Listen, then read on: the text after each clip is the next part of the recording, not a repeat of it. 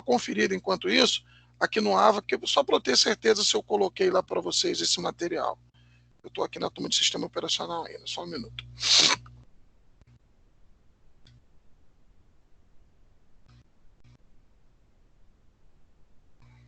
Aqui para mim tá ok o material. Tá aparecendo o tema 8 aí para vocês? Já. Então tá já. Então beleza. Desde ontem à noite, na madrugada. Foi isso aí mesmo. Então eu não tinha certeza que tá lento a beça aqui, eu não estou conseguindo entrar. Obrigado, Rafael. Então vamos lá, deixa eu só abrir meu slide aqui para a gente começar a conversar sobre ele. Tema 8. Beleza, tá aqui.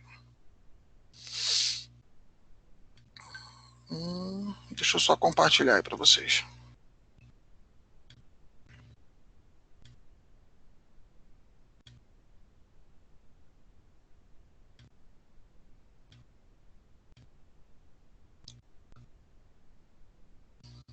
Estão enxergando aí o slide? Sim? Positivo. Então vamos lá. Hoje a gente vai começar falando aí desse tema 8. Como eu falei para vocês, até a nossa última aula foi a aula falando assim de tecnologias. A partir desse tema 8, o tema 9 e 10, que a gente provavelmente vai falar na semana que vem, envolve a parte de gerência, né? A parte de gerenciamento da segurança da informação, que é um dos tópicos assim importantes, mas que a gente acaba dando menos foco a essa parte da disciplina, porque é uma parte assim que dificilmente um aluno recém-formado de uma graduação vai se deparar com algum tipo de atividade relacionada a isso. Você pode pegar, na verdade, um ponto de gerenciamento para trabalhar, mas a parte de gerenciamento, o desenvolvimento de uma política de segurança de uma empresa de médio e grande porte, dificilmente uma pessoa recém-formada ou saindo de uma graduação vai se deparar com isso. Então isso normalmente a gente trabalha numa especialização, uma coisa mais à frente, que aí envolve critérios administrativos, que envolve um pouco mais de conhecimento de gestão, uma experiência mais de gestão de vocês. Então esse tópico aí a gente vai abordar de uma forma só para vocês entenderem hoje qual é a importância da segurança dentro dessa parte de gerenciamento, dentro da parte de gestão de uma empresa. Hoje, como a gente trata isso, e assim, por todo esse momento que a gente está vivendo, toda essa necessidade de acesso à internet que a gente tem, isso só tende a ficar cada vez mais crítico e, consequentemente, a gente precisar cada vez mais de profissionais para esse tipo de trabalho. Tá legal? Então, hoje, especificamente, a gente vai falar de análise e gerenciamento de risco, onde o conceito de risco, a gente já falou lá no iníciozinho da matéria. Aqui é mais para a gente entender algumas ferramentas e alguns pontos que a gente precisa analisar para ter uma noção de como seria esse trabalho dentro de um cenário, né, real. Então, vamos lá. Quando a gente fala aqui de gestão de risco, a gente coloca lá que é um processo que identifica e trata os riscos de uma forma sistemática e contínua. Então, qual é o ponto principal dessa afirmativa que tem aí, desse conceito? É justamente esse conceito de processo. Quando ele fala lá que a gestão de risco é um processo e não um projeto, o que eu quero dizer com essa afirmativa? Que ele é contínuo, ele não para nunca. Um projeto é quando você é contratado para desenvolver um projeto, você vai lá, desenvolve aquele projeto, concluiu o projeto, fechou, vira as costas e vai embora.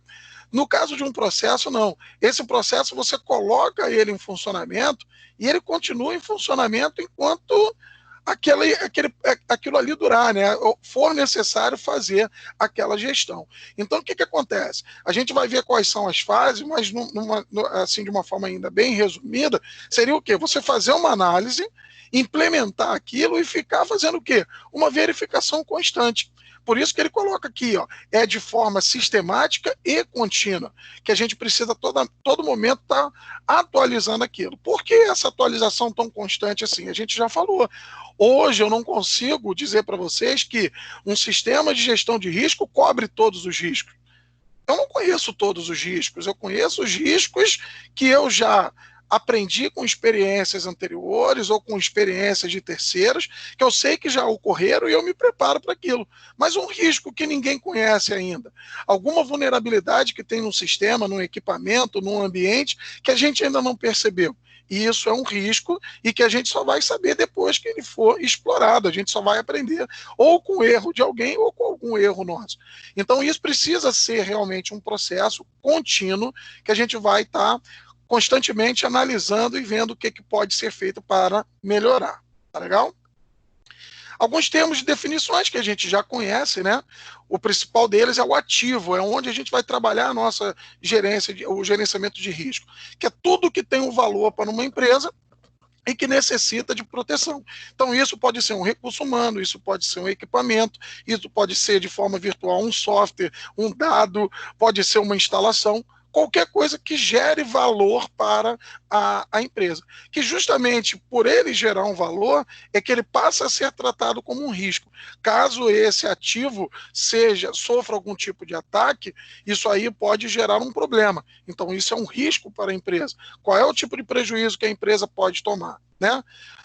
Dentro do escopo, né, ele define um conjunto de ativos que será coberto pelo processo. O escopo muito pequeno pode não ser eficiente e um escopo muito grande pode gerar projetos que não acabam nunca. Então, veja, o que ele fala com relação a escopo? Quando a gente trabalha em médias e grandes empresas, numa situação real, a gente tem equipes para trabalhar com isso. Não é uma pessoa que vai lá, vai fazer todo o levantamento e implementar. Você tem toda uma equipe para trabalhar com isso aí. Então, a gente tenta trabalhar com escopos cada vez maiores para garantir que você está cobrindo toda a parte dos ativos que são assim, importantes para aquela determinada empresa. Caso você não tenha essa equipe, eu estou trabalhando com uma empresa menor, eu não tenho orçamento para isso tudo, então qual é a solução? Você definir escopos menores, né? Possa garantir que você tenha condições de trabalhar com aquilo. Você não vira uma coisa que você... não, eu vou fazer uma coisa aqui bem ampla, mas você não tem braço para fazer aquilo, você não consegue atingir nem os objetivos mais básicos ou os principais. Tá legal? Aí ele bota lá, o que é um sistema de gestão de risco? É um conjunto de práticas e procedimentos que utilizamos para gerenciar esses riscos. Então, na verdade, esse sistema ele vai a cada uma dessas fases que a gente vai falar lá na frente, ele vai somando, né, vai juntando informações para tomar as decisões e definir esse conjunto de práticas e procedimentos que deverão ser realizados pelos participantes, né, pelos integrantes ali de todo esse cenário, para garantir essa gestão de risco. Quem são os envolvidos nisso aí? São indivíduos, grupos ou organizações que são afetados diretamente por um risco. Inclui também os tomadores de decisão, que têm influência direta sobre os riscos e sobre as ações que são tomadas para tratá-los. Então, todas as pessoas que estão envolvidas nesse cenário onde se encontram os ativos da empresa, que é a parte crítica, né? Então, todas essas pessoas envolvidas vão fazer parte, vão estar mencionadas, né, nesse sistema de gestão de risco, porque certamente eles vão ter alguma atividade, né, relacionada a essa gestão. E qual é a parte interessada nisso tudo, né? Justamente é o indivíduo ou o grupo que tem interesse no desempenho e sucesso da sua organização. Hoje a gente tem várias certificações, né, de segurança que são assim, bastante interessantes. Com que objetivo essas certificações? Garantir uma segurança para o seu cliente. Caso você tenha uma chancela lá de uma certificação dessa, por exemplo, ISO 9000, que garante alguns critérios de segurança, você está garantindo o teu cliente que vai fazer acesso a algum recurso seu, algum produto seu, que aquilo tem uma segurança. Existe uma preocupação na sua empresa de garantir aquela segurança, não só para você, mas quanto para os seus clientes também. Quando a gente fala do conceito de ameaça, isso também a gente já falou lá na frente. As vulnerabilidades, lá na frente não, desculpa, lá atrás. Quando a gente falou de ameaças e vulnerabilidades. O que é ameaça? É tudo aquilo que tem potencial de causar algum tipo de dano aos ativos e tem provavelmente duas origens que a gente também já comentou, que é a origem humana que a gente definiu lá, que pode ser de forma acidental ou não, pode ser proposital, e tem as ambientais, que são os acidentes que podem acontecer também, e que a gente tem que estar preparado para isso. Quando a gente mostrou lá a parte de segurança física, a gente mostrou alguns recursos assim de instalações que a gente tem para garantir que uma ocorrência dessa, né, um acidente desse ambiental, algum tipo de vulnerabilidade dessa, possa ser bloqueada, possa ser protegida para garantir uma segurança maior. Aqui, como é que ele define esse conceito de risco, né? O risco nada mais é do que a probabilidade de uma ameaça explorar uma vulnerabilidade causando prejuízo. Essa probabilidade é o risco que a gente tem.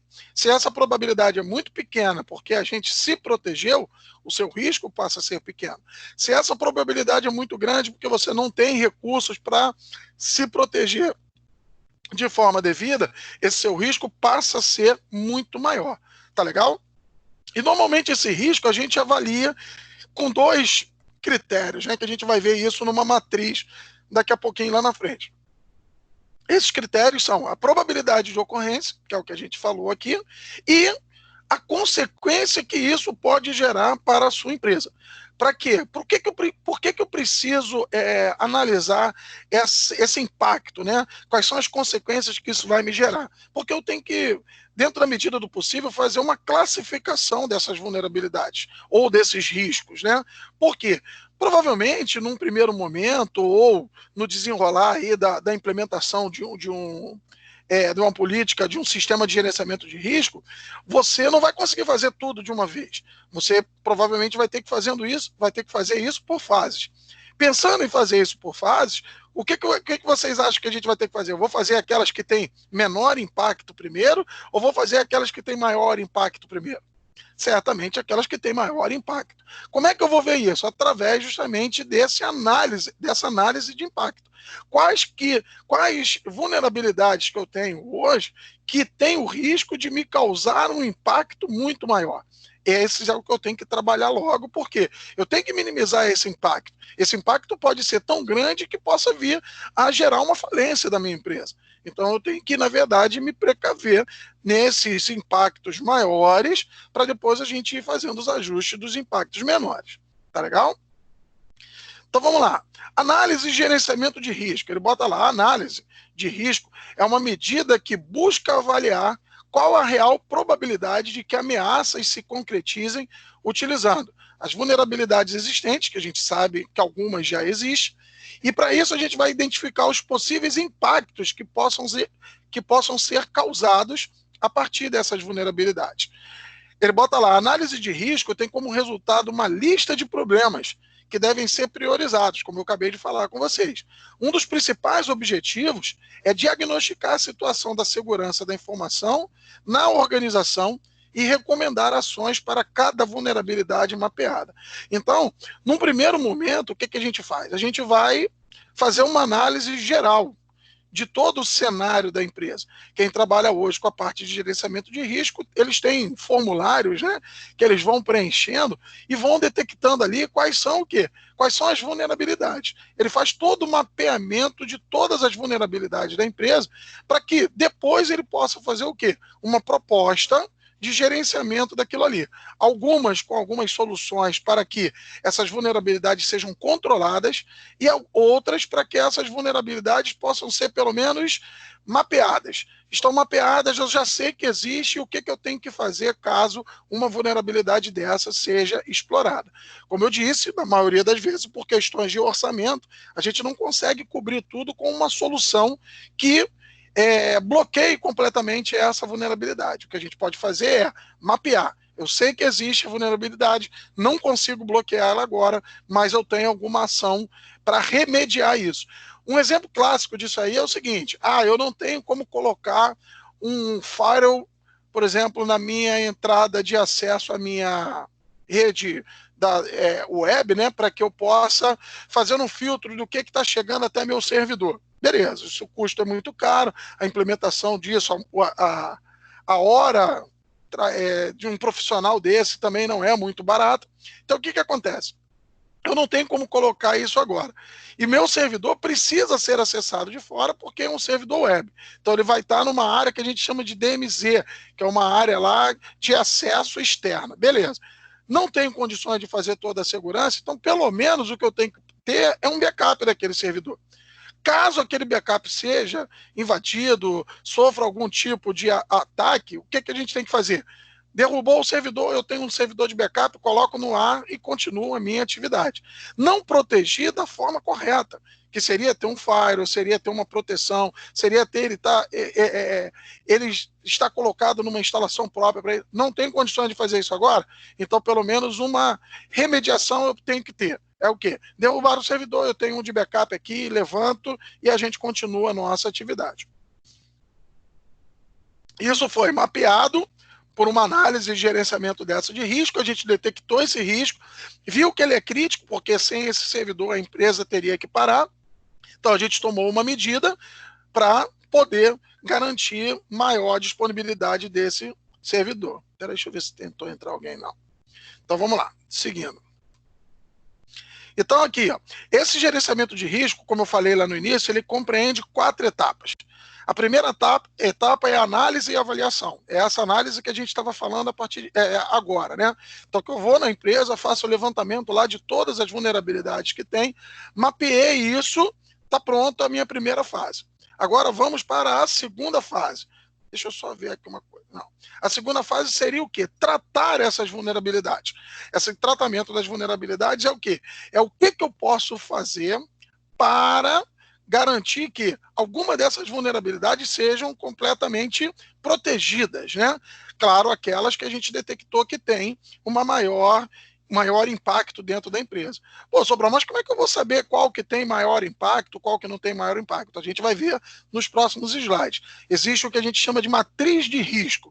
A matriz de risco a gente vai fazer a partir dessa análise e de uma classificação que a gente faz. É justamente o que a gente está propondo nessa fase de tratamento. Na fase de aceitação. Essa fase de aceitação é o quê? É quando a gente começa a implementar isso dentro da empresa.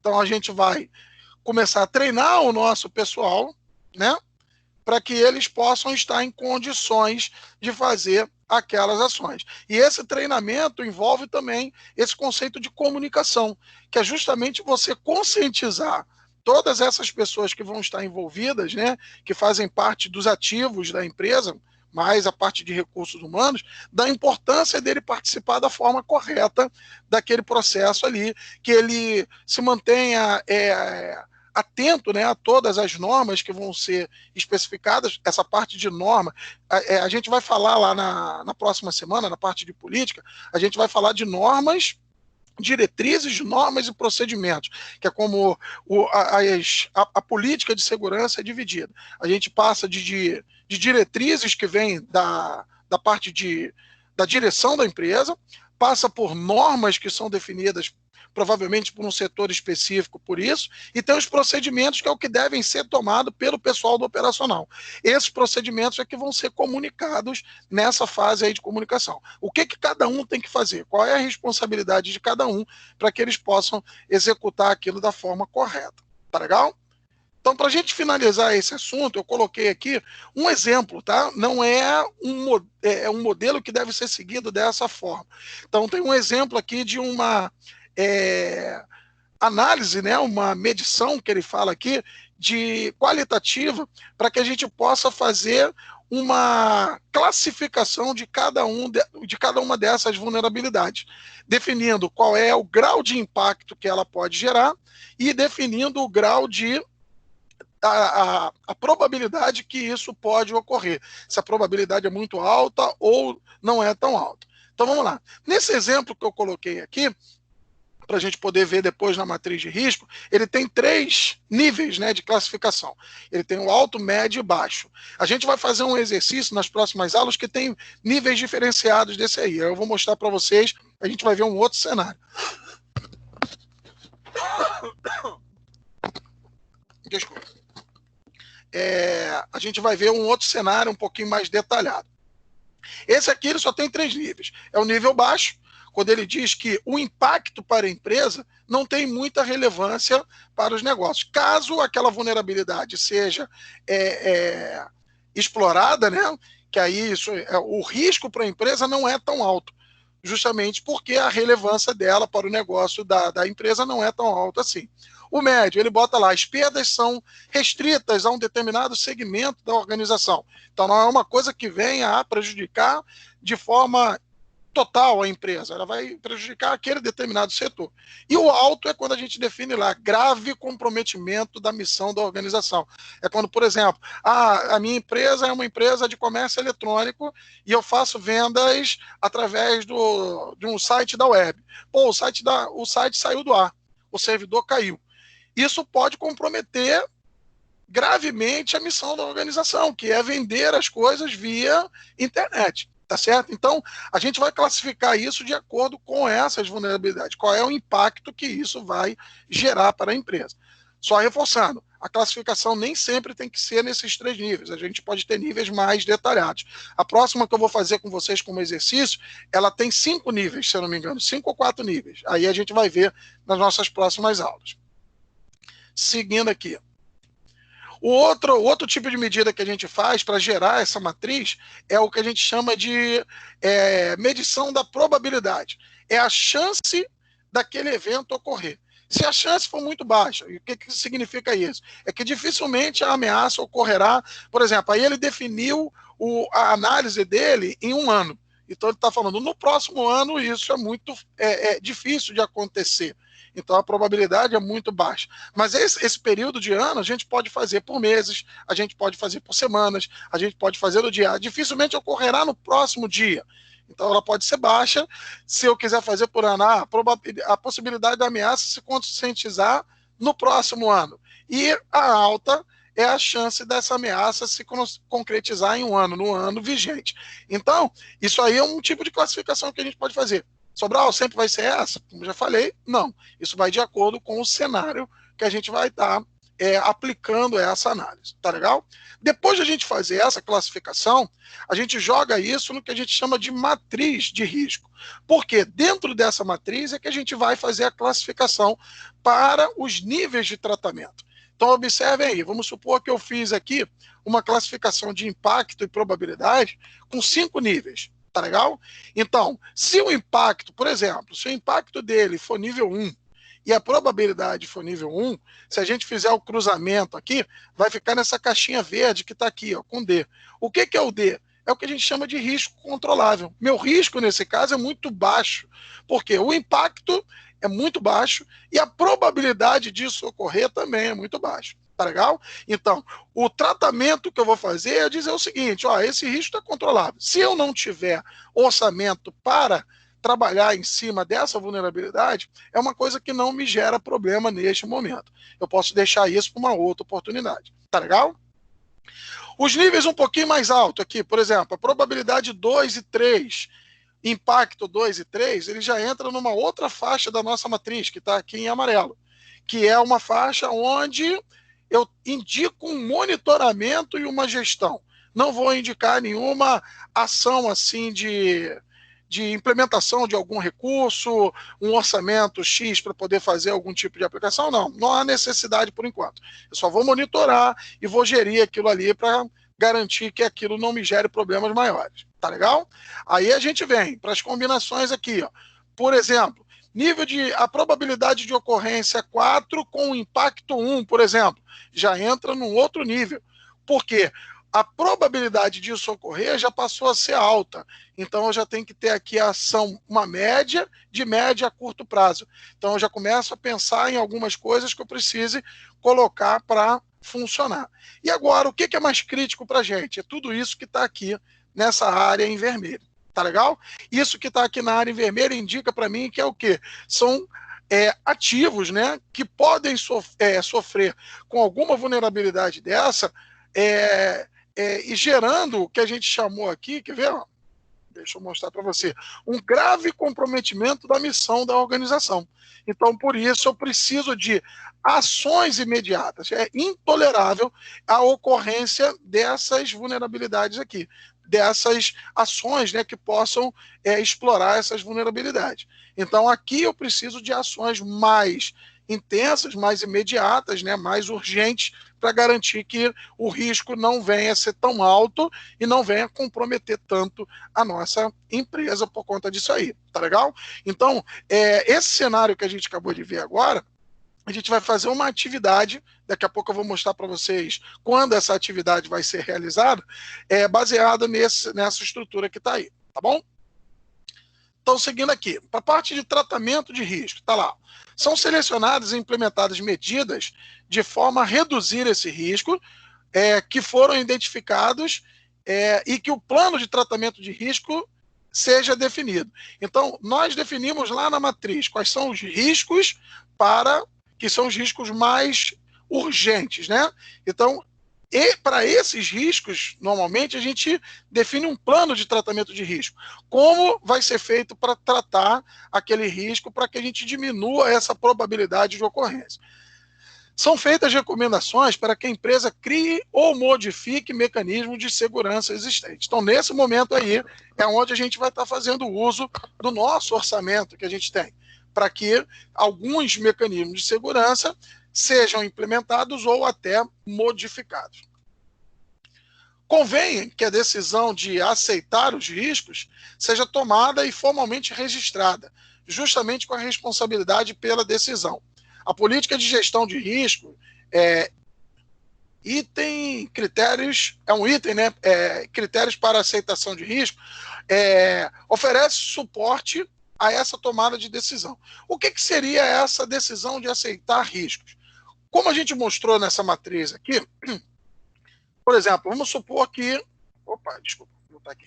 Vamos supor que nessa área aqui laranja, eu não tenha orçamento nesse momento para implementar nenhum tipo de recurso. Eu estou tentando aplicar só os meus recursos em cima dessa área aqui que é mais urgente, né? Que é essa parte aqui vermelha.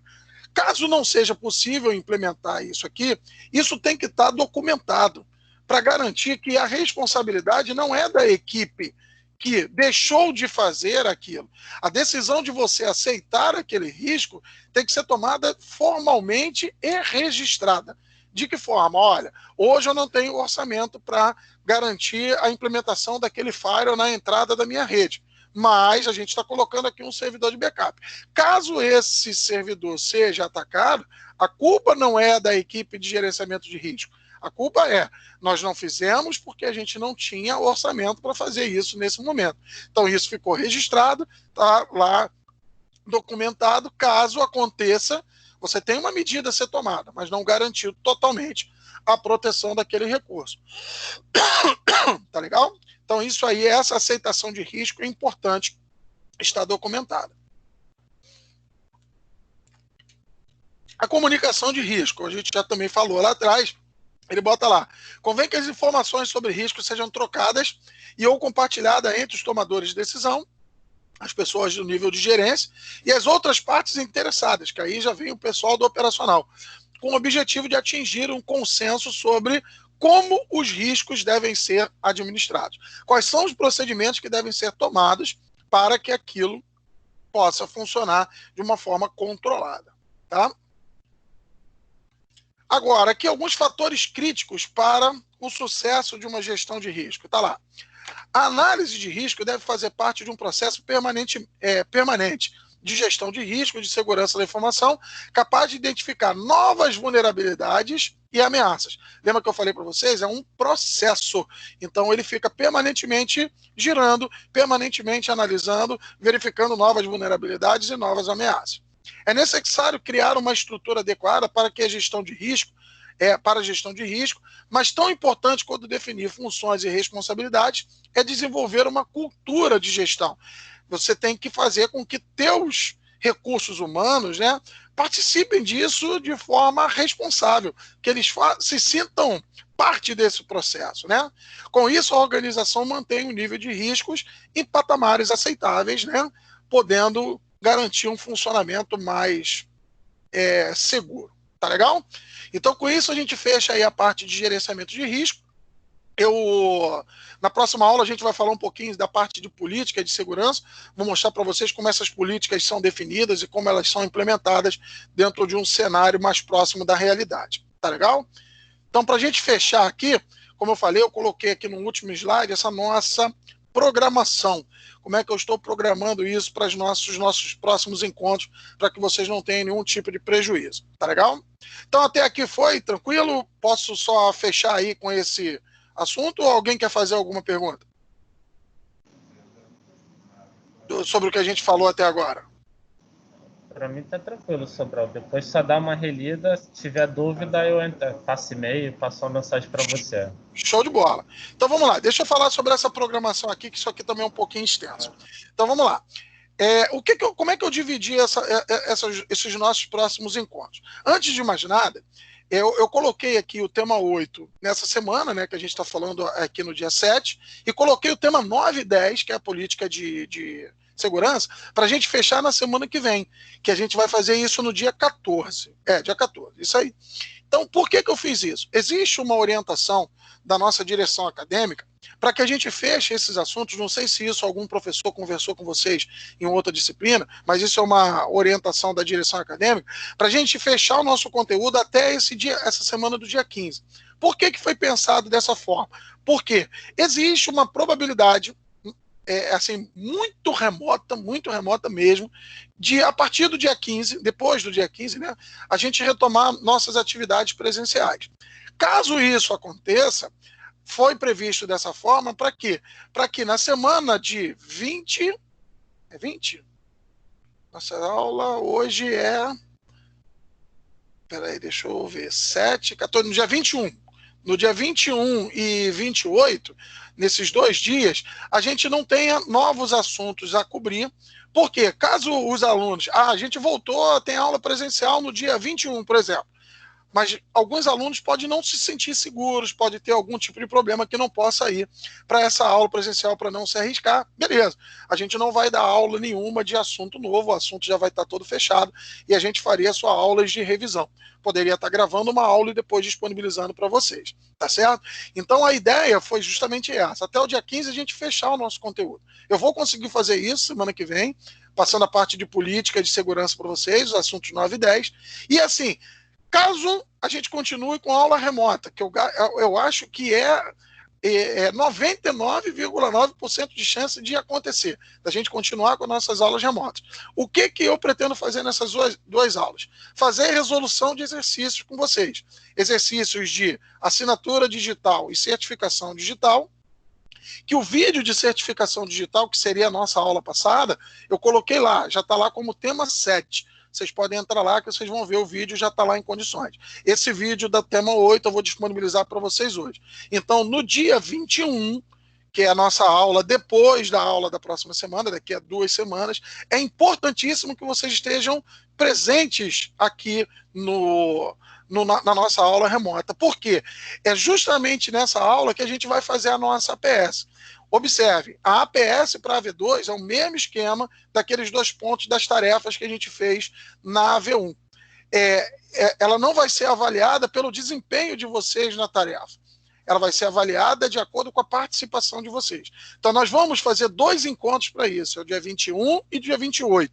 Nesses 2 encontros, no dia 21 vai ser 1 ponto a participação de vocês e no dia 28 vai ser mais 1 ponto da APS. Tá certo? Então, observe, nesses 2 encontros nossos, eu vou fazer alguns exercícios com vocês que vão nos preparar, eu já vou dizer já para vocês para quê, e vamos fazer as APS. As APS eu vou utilizar aquele Socrative.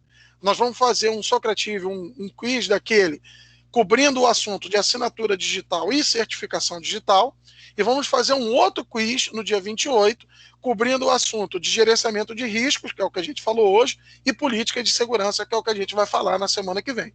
Tá certo? Aí a gente fecha a parte da matéria. 2 pontos da APS já estão aí. Faltam 8 pontos para a nossa AV2, que vai ser aplicada no dia 5/6, que é uma quinta-feira também da semana de prova. Esses 8 pontos, como é que esses 8 pontos vão ser divididos? Eu vou ter, igualzinho a AV1, 2 pontos para a parte discursiva. Então, eu vou colocar 2 questões discursivas que vocês vão ter que fazer. Essas questões discursivas, nós vamos trabalhar no dia 21 e 28. Eu vou fazer algumas atividades com vocês que vão direcionar para essas 2 discursivas. E vamos ter no dia 5 uma prova objetiva cobrindo 6 pontos da nossa avaliação. Tá legal? Que provavelmente eu vou fazer no Socrative. Então a gente vai ter aquela 1 hora da aula para a gente poder fazer isso aí. Tá legal? Então, repetindo, como é que vai ser a nossa avaliação? 2 pontos da APS, 1 ponto para cada dia na participação, dia 21 e 28. 2 pontos de questões discursivas, vão ser 2 questões que vocês vão ter que resolver no mesmo esquema. Eu vou passar um documento do Word para você, do Word, vocês preenchem, geram um PDF e posta lá no AVA. E a prova objetiva, valendo 6 pontos, que vai ser no dia 5/6, em cima da ferramenta Socrative. Que a gente ainda vai fazer 2 atividades no Socrative para vocês se ambientarem melhor. Nós vamos ter uma atividade no Socrative cobrindo assinatura digital e certificação digital no dia 21, e vamos ter um outro Socrative cobrindo gerenciamento de risco e política de segurança no dia 28. Tá legal? Então, com isso aí, eu fecho a nossa sequência de slide de hoje e estou aí disponível para dúvidas. Ô, Sobral. Diga lá. Sobral, sobre o curso da Cisco, ele não vai mais valer ponto na APS? Ia perguntar eu tinha esquecido. Então vamos fazer o seguinte, para facilitar então para vocês, e como a gente já tinha combinado, eu vou botar esse curso da Cisco valendo os 2 pontos da discursiva. A gente não faz a discursiva. Os 2 pontos da Cisco vai para essas discursivas. Então, só reformulando, vão ser 2 pontos da APS, que aí isso a gente vai fazer. Eu tenho que fazer essa APS dessa forma. Isso é uma orientação da direção acadêmica. E ao invés de vocês fazerem as 2 discursivas, eu pego esses pontos lá da Cisco. Quem concluir acima de 75% tem os 2 pontos. Eu ia perguntar isso agora, que o rapaz... Eu passei batido disso aí, eu acabei esquecendo. Mas aí esses 2 pontos ficam para as questões discursivas, tá ok? Beleza. Eu fiz ele em março. Não, então eu não posso desvalorizar isso de forma alguma, né?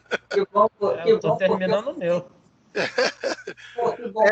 Tem alguém aqui que acabou de me mandar aqui que não recebeu o e-mail da Cisco? Quem é? É o Jonathan. Jonathan, a gente tá meio atrasado aí, Jonathan. Me passa um e-mail lá pelo... Se você estiver me ouvindo, me passa um e-mail lá pelo e-mail corporativo que eu... Eduardo também não? Gente, por que vocês estão me comunicando isso agora? Por que vocês não entraram em contato comigo? Deixa eu ver aqui, peraí, nesses minutinhos que faltam. O Jonathan, se você puder colocar seu e-mail aí, eu agradeço, só para eu poder fazer uma busca aqui e ver se aconteceu alguma coisa. O Eduardo... É Eduardo? Peraí. Deixa eu ver aqui se é Eduardo. Esse é Eduardo Azevedo. Eduardo Azevedo, põe seu e-mail também aí para mim, Eduardo, só para eu consultar aqui. Para mim isso já estava tudo resolvido. O Jonathan já colocou aí, professor. Já E o colocou? Eduardo também. Peraí, só um minuto.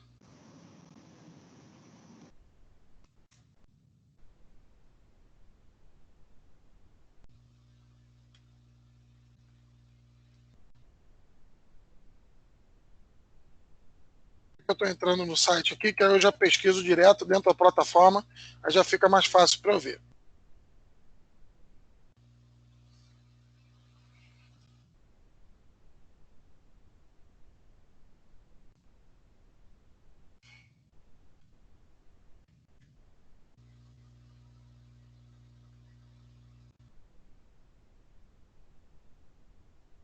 Para quem for fazer a prova da Cisco, lá, né, valendo os 2 pontos, eu recomendo estudar bastante, porque eu achei difícil a prova.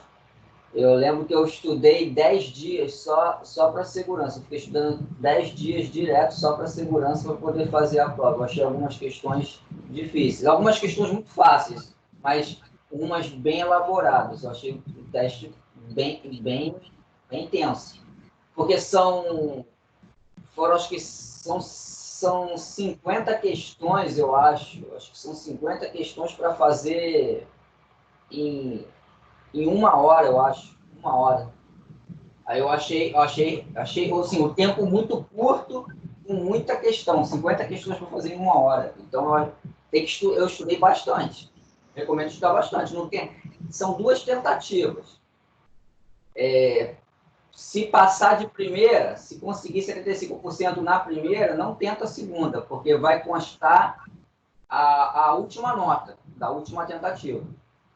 Perfeito, isso aí é importante.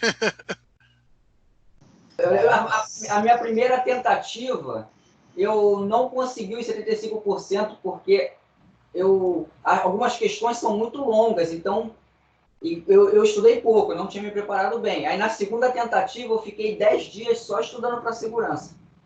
Aí foi quando eu consegui a pontuação, porque eu achei que 50 questões em 1 hora, eu achei o tempo muito imprensado. 51 horas é muito pouco. Pois é, então quem for tentar, estuda bastante, faz bastante simulado, tem lá os testes para praticar, porque vocês vão ter que olhar para a questão e já saber a resposta, não vai poder ficar perdendo muito tempo, não. É só um minutinho, Rafael. Jonathan, qual é o teu último sobrenome?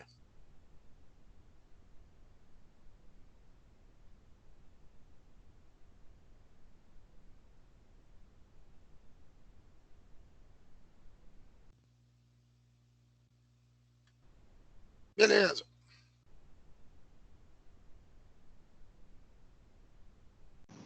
Sem colher de chá, 51 horas. Mas tem quem tá falando? É o Carlos. É o Carlos. Carlos, mas tem algumas assim que são bem rapidinho. Como ele falou, tem umas que são fáceis, aí você tem que aproveitar o tempo dessas. Piscou, respondeu. Você tem que olhar. E as outras você gasta um pouquinho mais de tempo. Peraí. Eu cheguei a ficar preocupado. Pô, eu estudei pra caramba pra isso. Qual foi a sua porcentagem lá na prova? Cara, na segunda tentativa, depois eu fiquei 10 dias estudando, eu errei uma e acertei 49. Putz, que beleza, hein? Eu errei uma e acertei 49. Mas é porque na segunda tentativa eu estudei muito. Eu fiquei 10 dias só estudando para isso.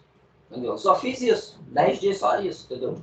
Eu peguei logo a semana assim do pós-carnaval, porque na semana do carnaval eu fiquei estudando para redes de comunicação, que é uma outra disciplina que eu estou fazendo. Aí na semana pós-carnaval, ali no finalzinho do carnaval, eu emendei com segurança. Logo entendeu? Na saída do carnaval, entendeu? E aí teve a questão da paralisação, entendeu?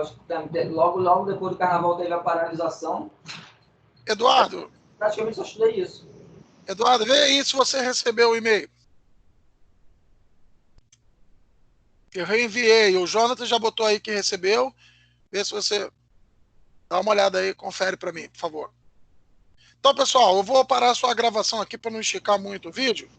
Então, a gente encerra aqui a aula de hoje do tema 8 da disciplina de segurança da informação da turma 856.